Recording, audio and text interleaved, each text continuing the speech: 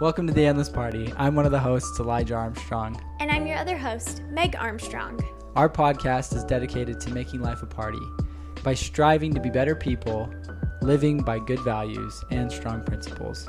So let's jump in.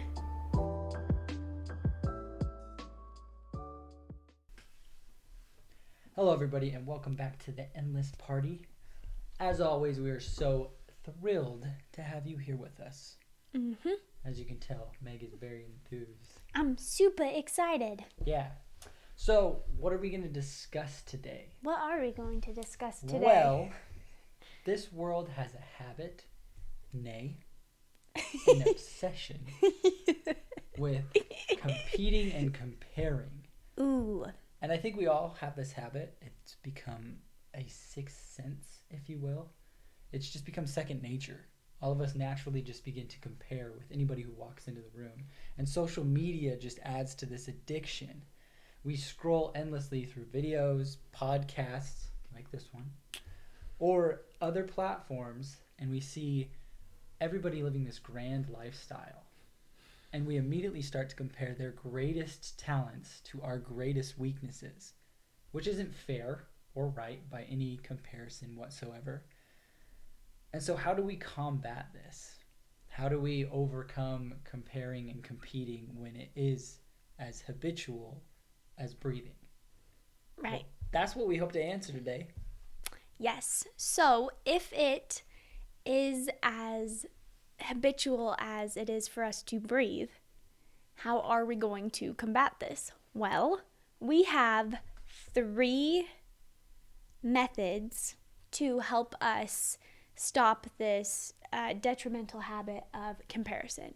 And before we jump in, I want to say this podcast was inspired by a really great devotional by the man of J.D. Hawes. Yep, you're right. So, if you want to hear a really great devotional, he probably will do a better job than us, honestly. He does an amazing He's job. so great. I think it's called Wrestling with Comparison. Yes. Yeah. Hop online and look it up because it's amazing. So a lot of what we're taking is going to be from his It's his devotional, speech, and then we've just incorporated a lot of other speakers and insights from people to really just combat this. Right. Okay, so let's jump into the 3 things. Number 1 is going to be awareness. Number 2 is humility. And number 3 is lose yourself and think about other people. Yes. So number 1, awareness is power. Right? As soon as you become aware of something, whether it be a habit such as comparison or something else, that is ultimately when you can begin to take control of it, because now you are aware of it. In the devotional, he compares comparison to the habit of breathing, right? Yeah. Anyways, and he says mindfulness is a way that we practice and control our breathing. So awareness is a way that we can practice and control comparison. Anyways. Yeah, that's phrased really well. Yeah, so it's pretty cool. So honestly, as soon as I listen to his devotional and as I've been on runs and as I've been, with my own thoughts, as soon as my need to fault find and compare myself to other people pops into my head, I can immediately be like, oh, well, I'm doing this, I'm comparing right now, so why don't I think about something else? And it's easy for me to just, put a little pin in the thought and move on to something that's more positive and better for my life. I think that's awesome. It's actually interesting because really we are in such a comparison and competitive world. I mean, every aspect of our life is competing.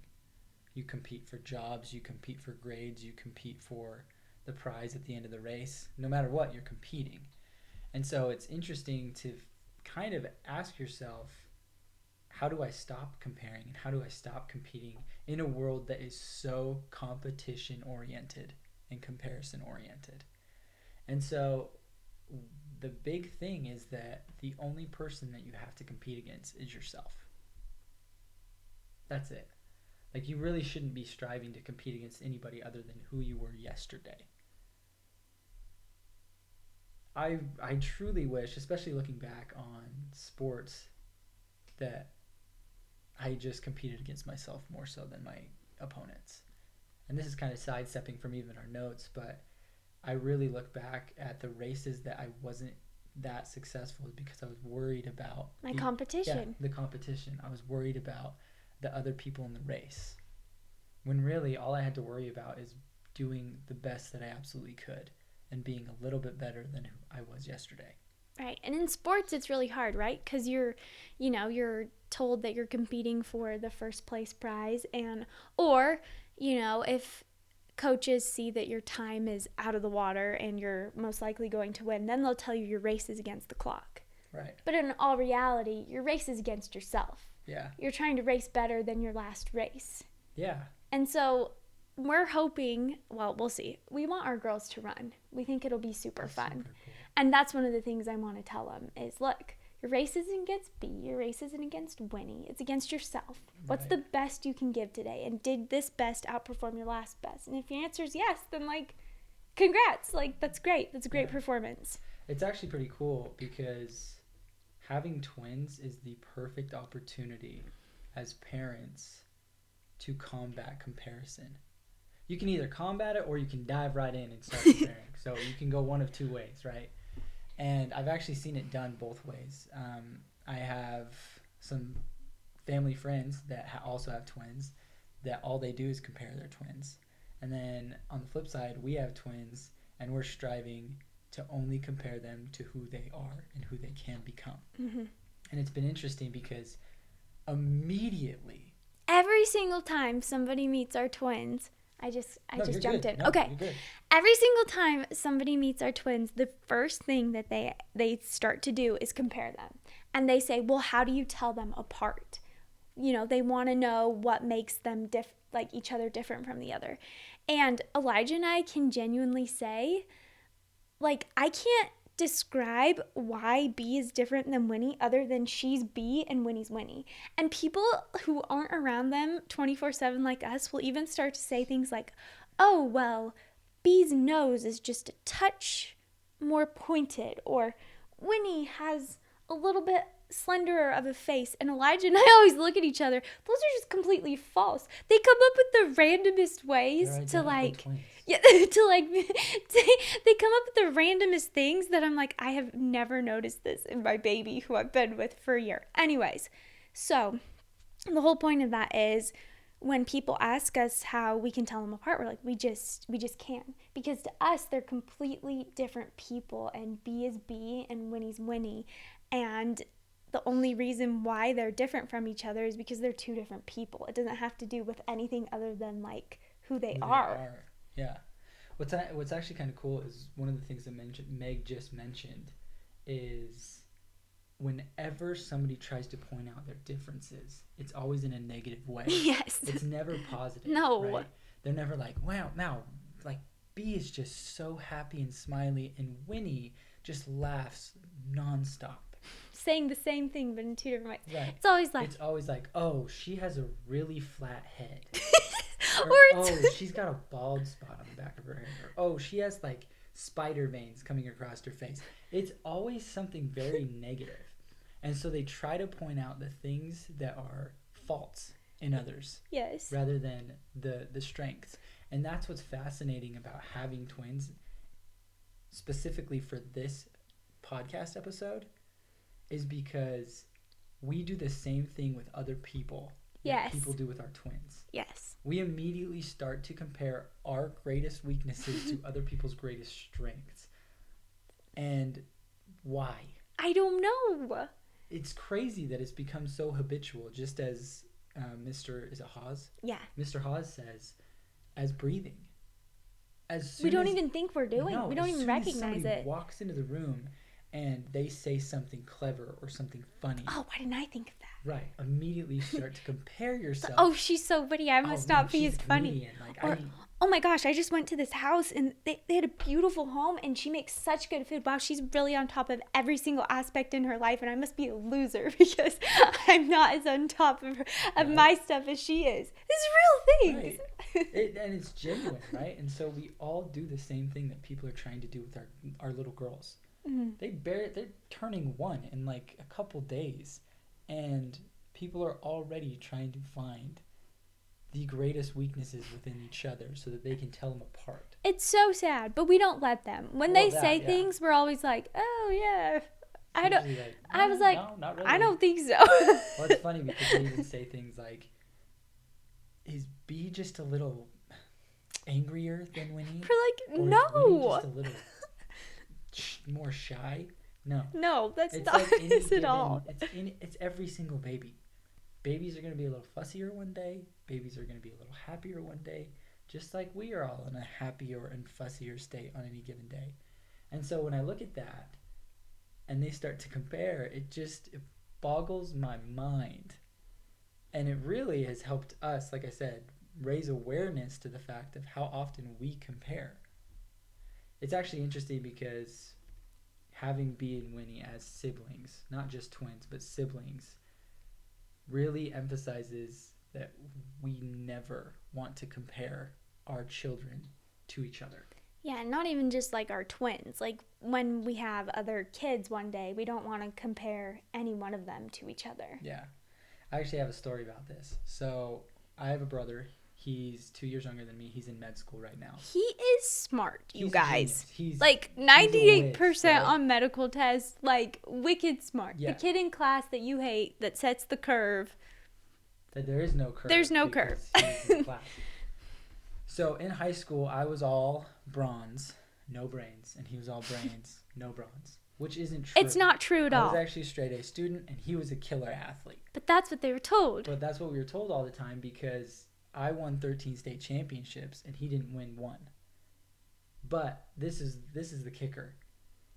He came in third his freshman year. Which is I won. amazing. And we celebrated over the moon when he took third at the state championship. Mind you, I just won that state championship and nobody even really batted an eye. Then on the flip side, He's in all the AP classes. he's in honors, APs, everything. I bring home an A+ on a test. I am praised and lavishly just enthused by my parents. On the flip side, he comes home with his 80th A+, and it's kind of like, oh yeah, whatever. It's just expected. And what's interesting is we were scripted as these kids. And so no wonder I was this killer athlete. That's what I was told my whole life. And no wonder he was an incredible student. That's what he was told his whole life. And no fault to my parents. They actually were trying to point out our strengths. Yes. Right? But in so doing, they also pointed out our quote-unquote weaknesses. And I don't want to do that as a parent. No. Nobody does. No one even realizes they are doing it. Yes, exactly. And so that's why awareness is so big when it comes to comparisons, and especially as a parent to your children. You need to be aware of what you are saying to your kids. It matters. Yeah. It really does. There's a quote. It goes, "Try not to compare your children, even if you think you are skillful at it.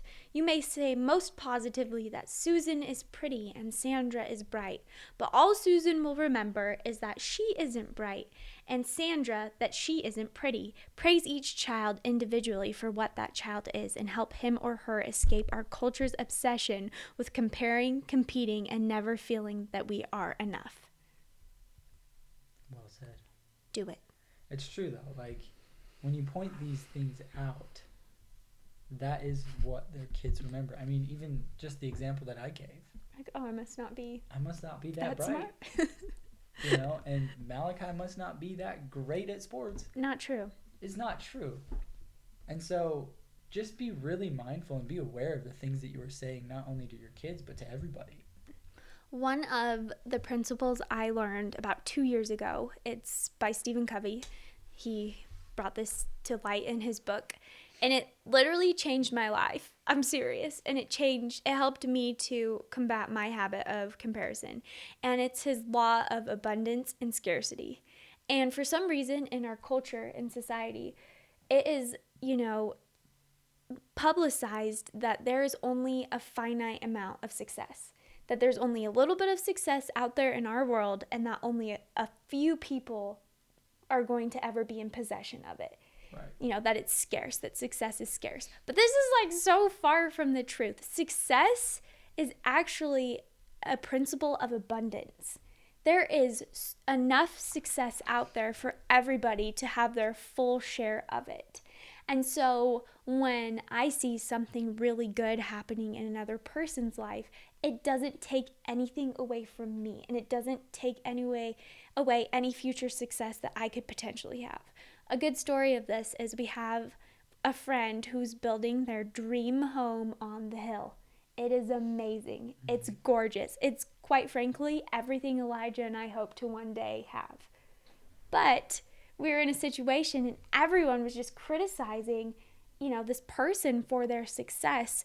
And because what they were doing is they were comparing their homes with the new home that this man's building. Mm-hmm. But Elijah and I was like, this is awesome. He's building his dream home. And just because he has his dream home on the hill doesn't mean that I can't have mine.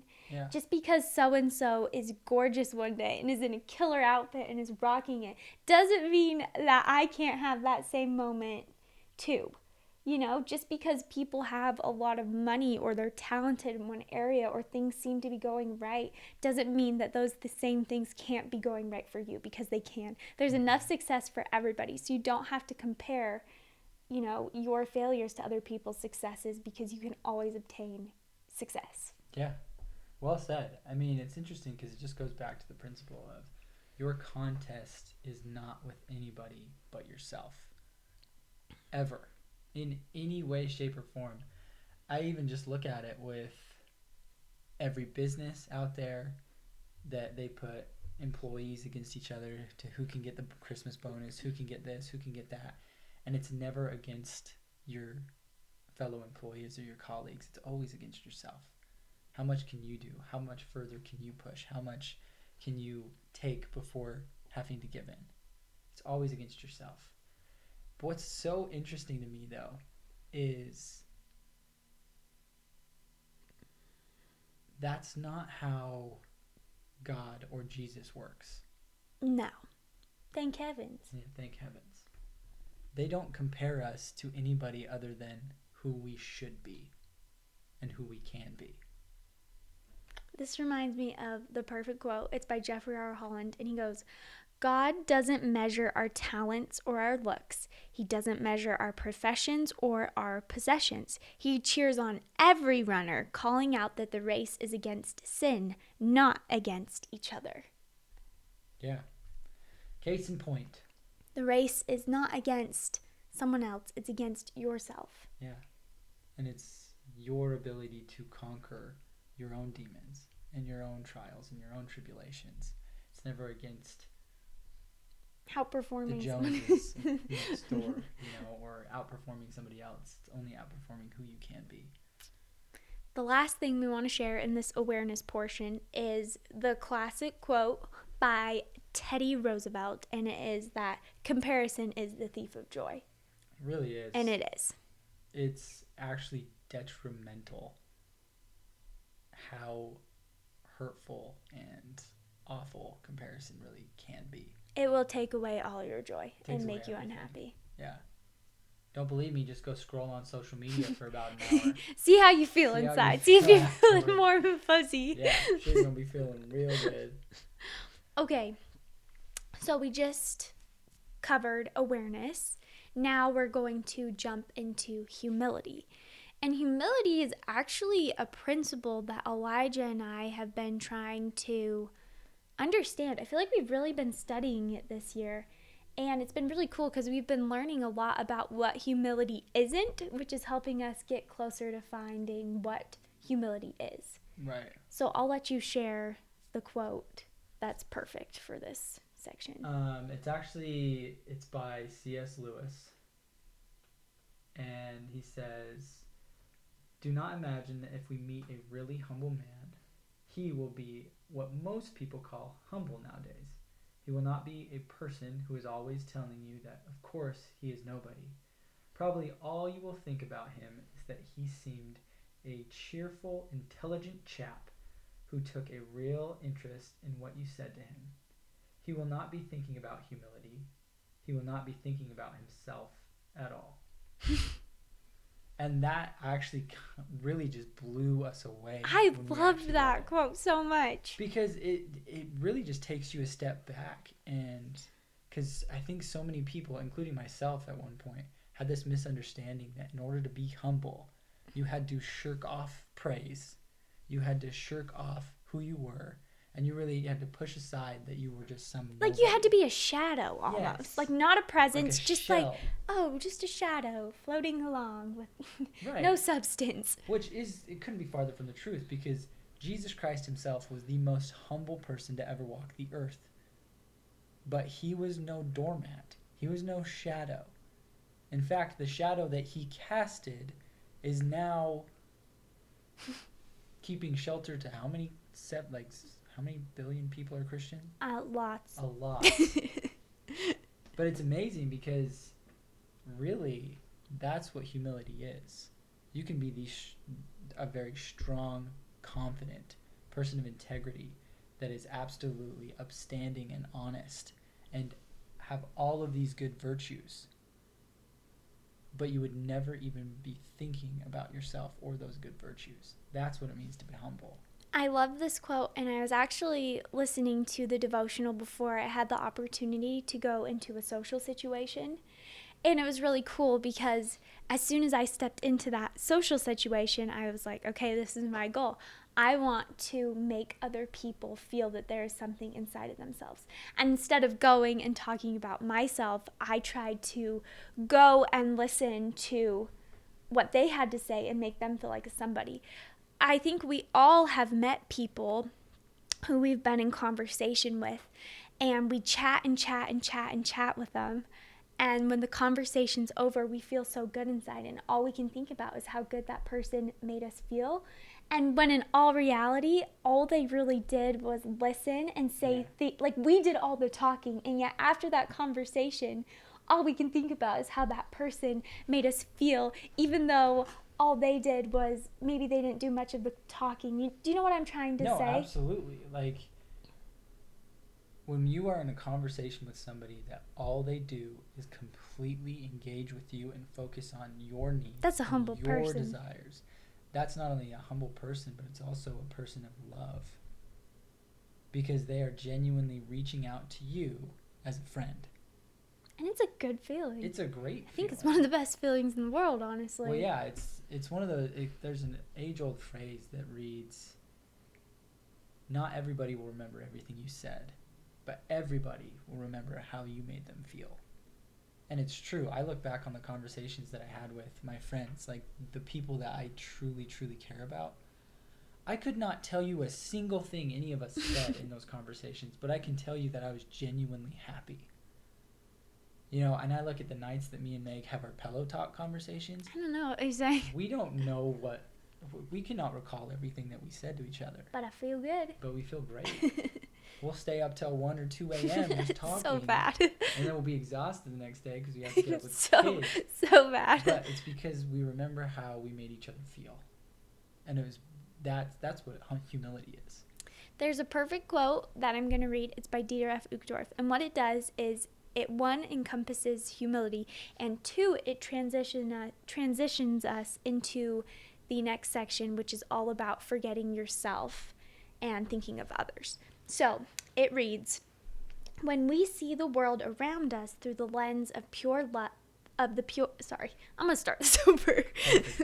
When we see the world around us through the lens of the pure love of Christ, we begin to understand humility. Some suppose that humility is about beating ourselves up.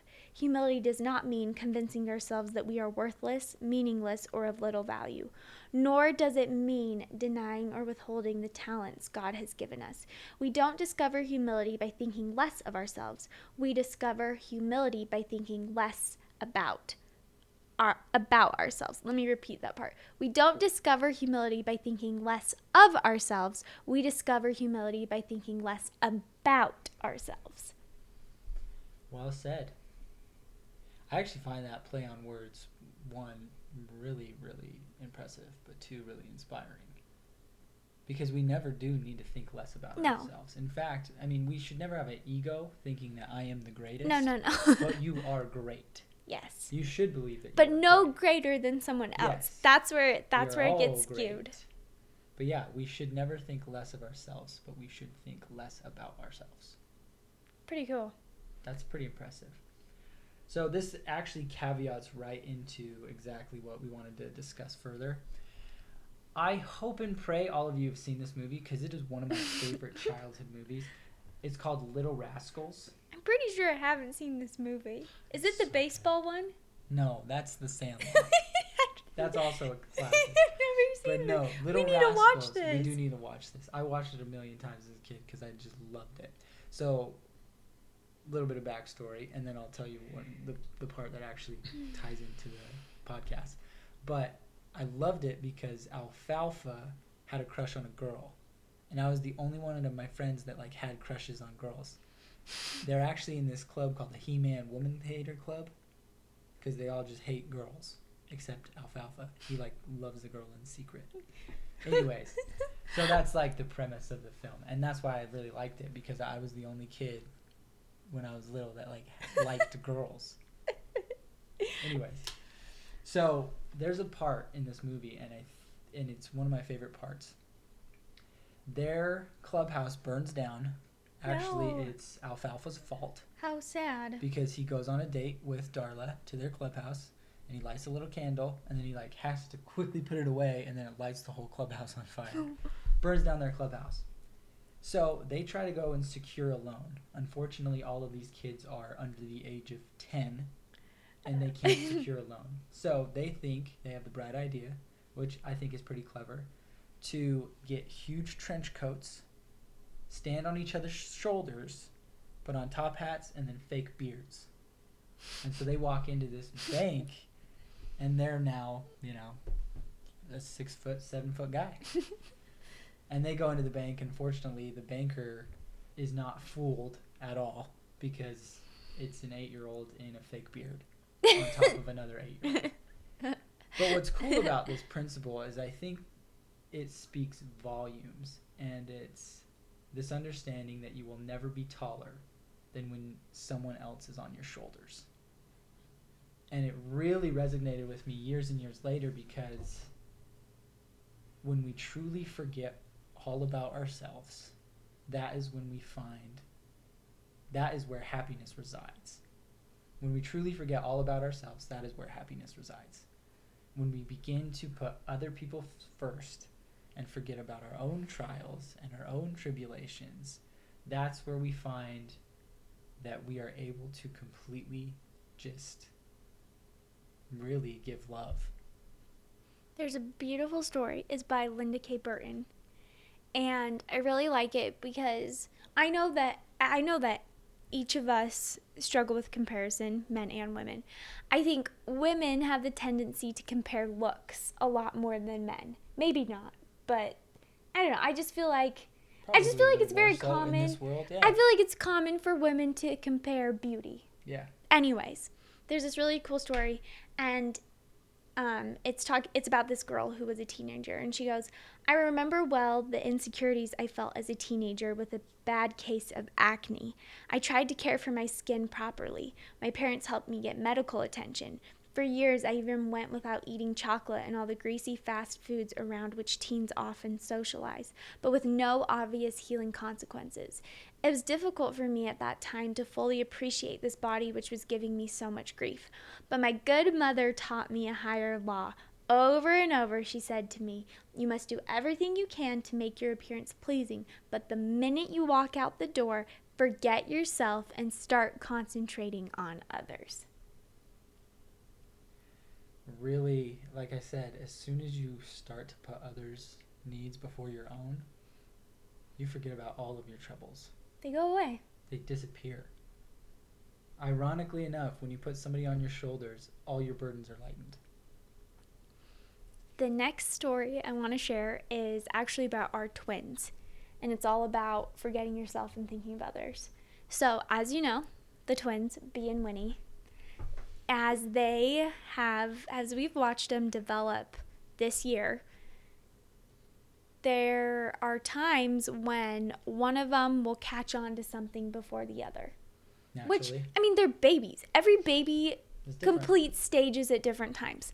And I will say this too, anytime someone catches on to a new skill before the other is very fast to catch on. Anyways, so there's this one time that we got this really cool hand-me-down Johnny Jump Up.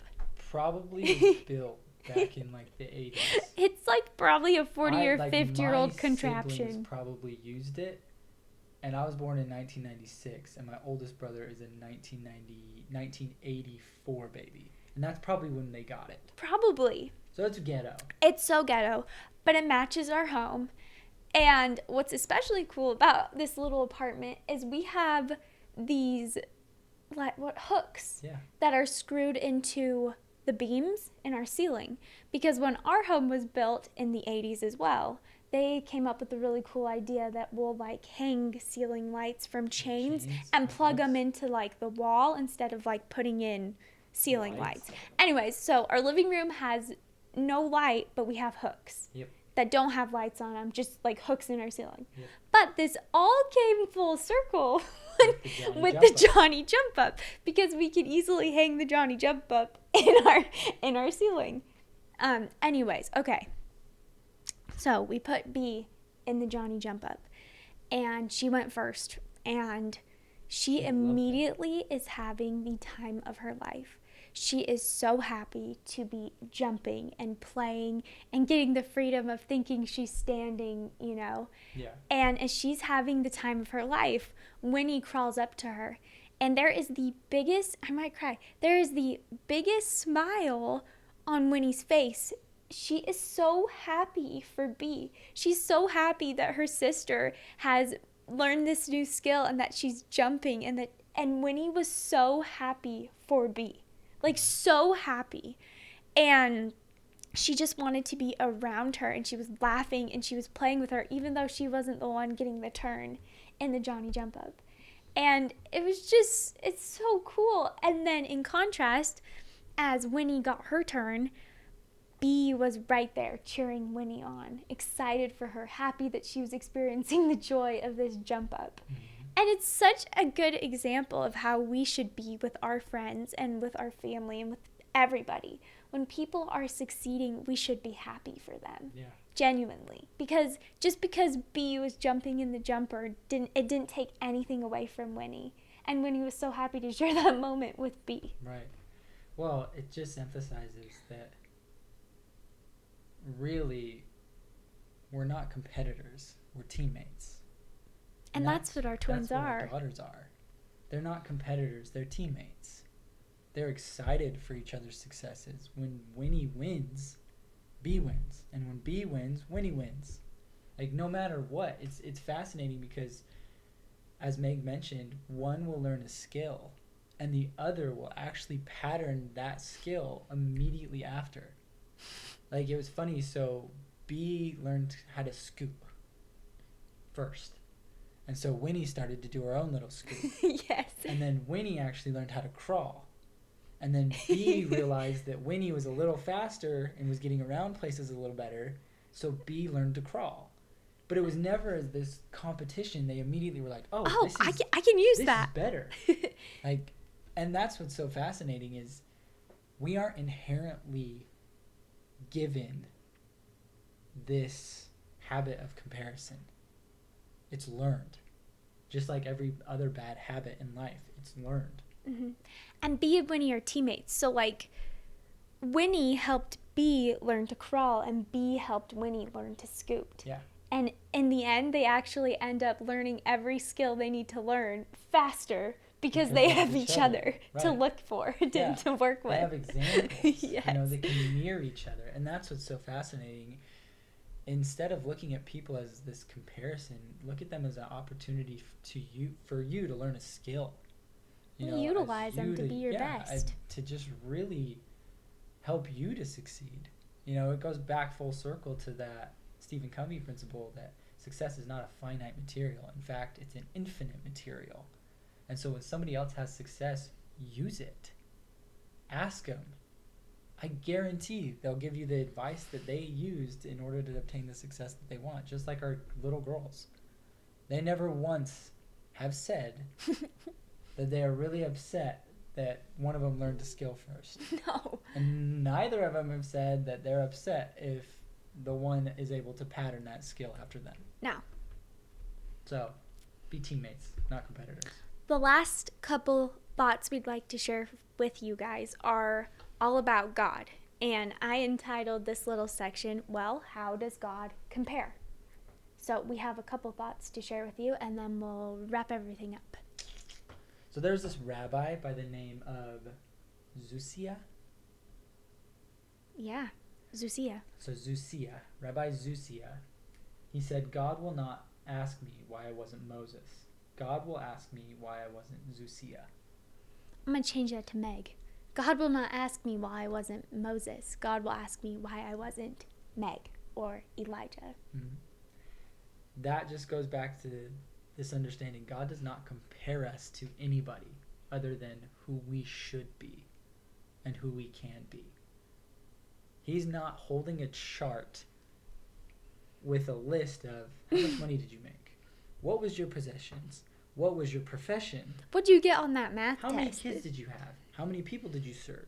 How many, all of these things. He's not having this tally score and comparing it against Mother Teresa or Bill Gates.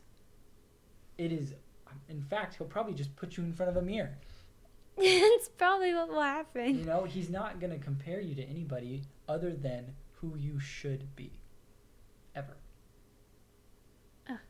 Okay, there's another story I'm really excited for you actually to share. And it comes back to the quote I did share by Jeffrey R. Holland, but I'm going to start it and just restate it because I thought it was really good. And he goes, God does not compare or measure us based on our wealth, possessions, or looks. He earnestly and completely cheers on every runner. So ironically enough, I was a runner. And You I were? actually had a stellar coach, my second college coach. He my had first a college really... coach was garbage, but my second college coach was incredible. And his name was Coach Ed Eyestone. And he coaches at BYU. He's been there for a long time. What it was so incredible about Coach Eyestone is that every single practice, specifically the practices that were hard workout days, he would cheer on every single runner by name at least once. And he never once compared us to his top runners or his lowest runners. He compared us to who he knew we could become and the athletes that he knew we could become. And so I have the utmost respect for Coach Eyestone because he is one person that I truly believe does not compare his athletes to anybody other than who they were yesterday. And I think that's really inspiring and something that all of us can take as an example. You know, whether it's our kids or whether we are coaches of other teams or whether we are in a business or whatever it is, we don't have to ever compare. We can just cheer on everybody and help them become the best versions of themselves. I love that so much. The last thing, so within our faith, one day we believe that we are going to meet God again. And, and he's going to interview us, talk to us, judge us, see what we really did in this life. Yeah. And one of the leaders of our church explains that, so the focus of the hypothetical interview with God will be the quality of our relationships, with special attention on individuals in our immediate families.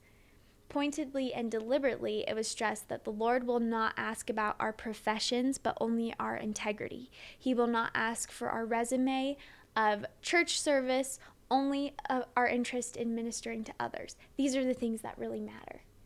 And it kind of helps you to put life back into perspective and take inventory of the things that you are putting, at the top of the list, and then maybe helping you to make some corrections and realize that it's not about comparison. It's all about helping other people and not helping more people than your neighbors helping as many people as you can. Right. C.S. Lewis says this. He says, we might think that God wanted simply obedience to a set of rules, whereas he really wants people of a particular sort. And it's interesting when we think about this. God's not looking for Moses, who was a prophet, or Elijah, who was a prophet. He's looking for the best version of ourselves. He's looking for us to live up to our full potential, and that's all he ever wanted, and that's all he ever wants. It's just like we are with our own daughters. We do not care if they win gold medals or if they are valedictorian. What we care is that they are the best versions of themselves. And so we hope that these 3 simple aspects of comparison will really help you. Just 1, be aware of comparison in general. Be humble and forget yourself and start thinking of others. Then I know for a fact that when you stand before the judgment bar of God, you won't be worried about anybody other than whether or not you lived up to your potential. It's a beautiful way to end it. Stop comparing. Stop comparing. So, until next time, please smash that subscribe button. You know what to do. Share it with friends. And if you haven't already, go do the same thing on all of our platforms. Yes. Spotify, Apple, Pandora, all of them. Your support means the world. We're thankful for you. We are very thankful for you. And until next time, peace.